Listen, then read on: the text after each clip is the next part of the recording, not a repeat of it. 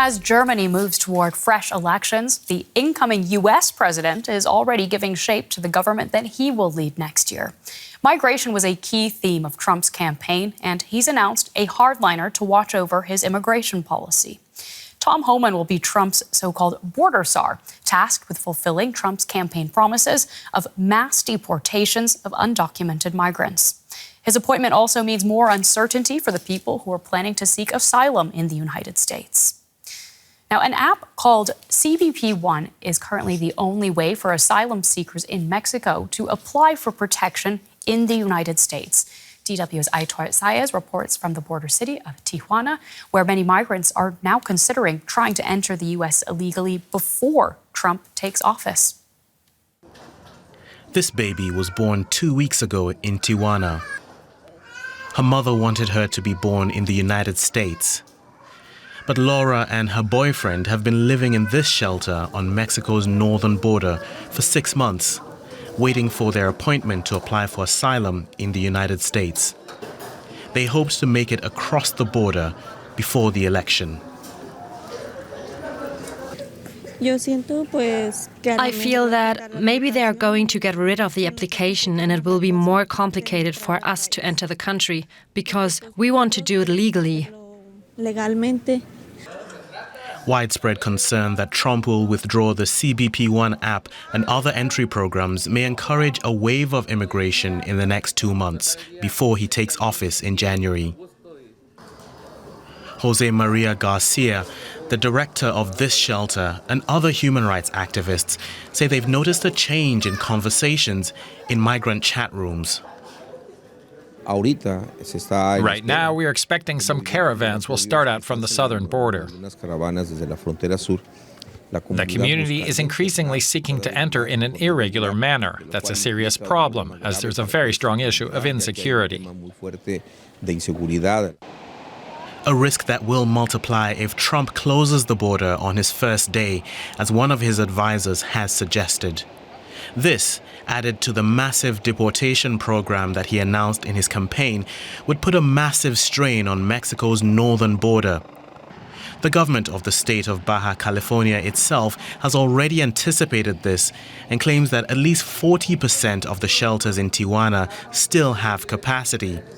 However, the cold and dust in these tents are bad conditions for babies. Claudia is a new mother. She's from Colombia and worried.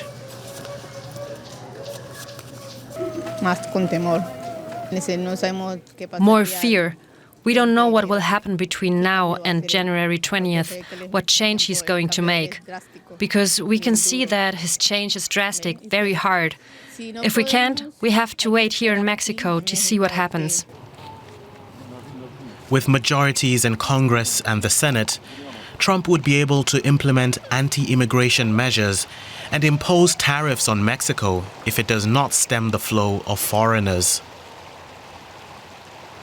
He made similar threats during his previous term, and the Mexican government made life much more difficult for migrants. But the numbers of migrants increased anyway. The current Mexican administration has little room to maneuver to comply with Washington's expected demands. It doesn't have the capacity to stop the entire flow.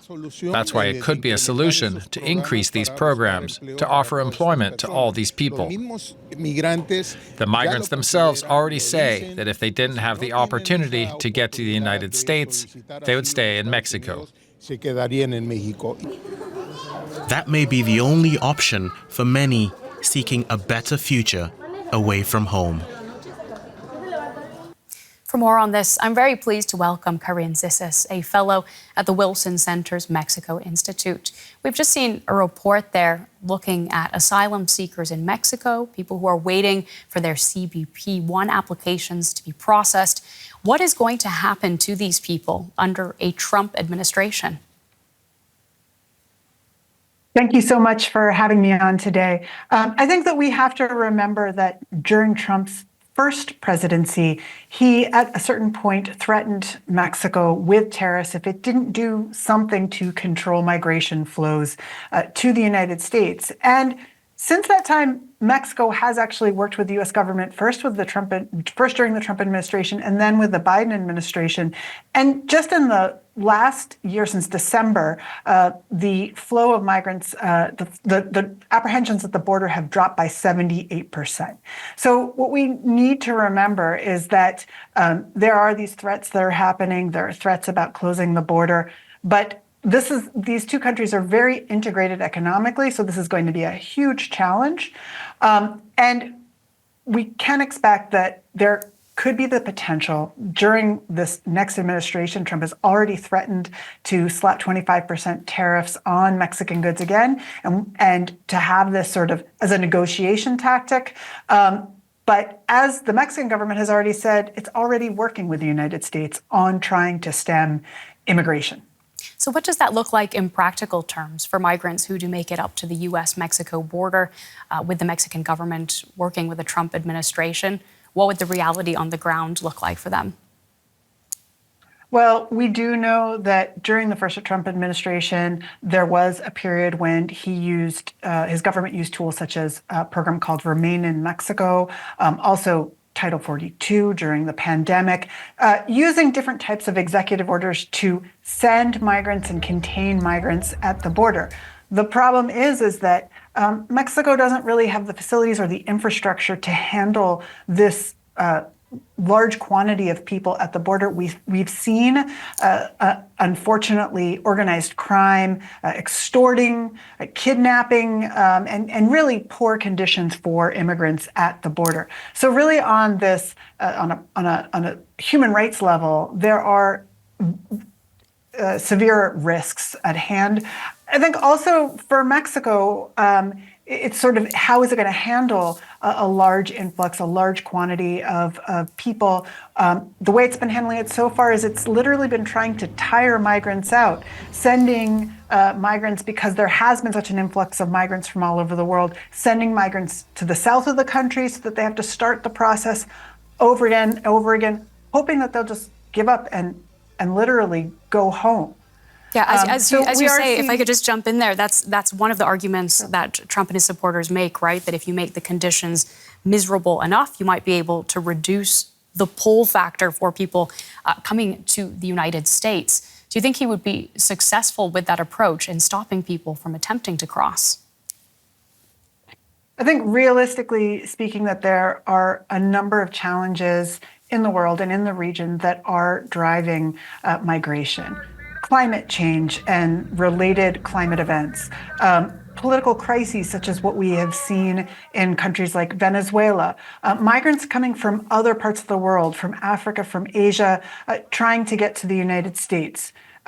As we're seeing there in your own report, perhaps there are migrants that are trying to get into the United States now. Perhaps there will be measures that in order to make it more difficult. But it's hard to imagine with the challenges that we can see with an increase in crime and violence in some parts of South America, with political crises, that it's going to be able to stop migration completely. I'm afraid we have very little time left, but I have to ask you also about how you imagine Trump's promise to expel undocumented migrants from the United States playing out. Well, we do have to keep in mind that the United States has never deported more than 500,000 people a year at the most. So there's this pledge to deport large quantities of people, but it's going to take, it would take so much to do that. It would take hundreds of billions of dollars and infrastructure and a challenge to carry all of that out. I think that we are seeing some threats of potentially building detention camps, making things, in fact, very difficult, complicated, potentially using things like the Alien Enemies Act, trying to make it as easy as possible to get people to stay home or to not come. But it's still going to be difficult when we're talking about 11 million undocumented people with roots, many of them in the country. Well, Corinne, thank you so much for sharing your insights. It's Corinne Zissis at the Wilson Center's Mexico Institute. Thank you very much for having me on.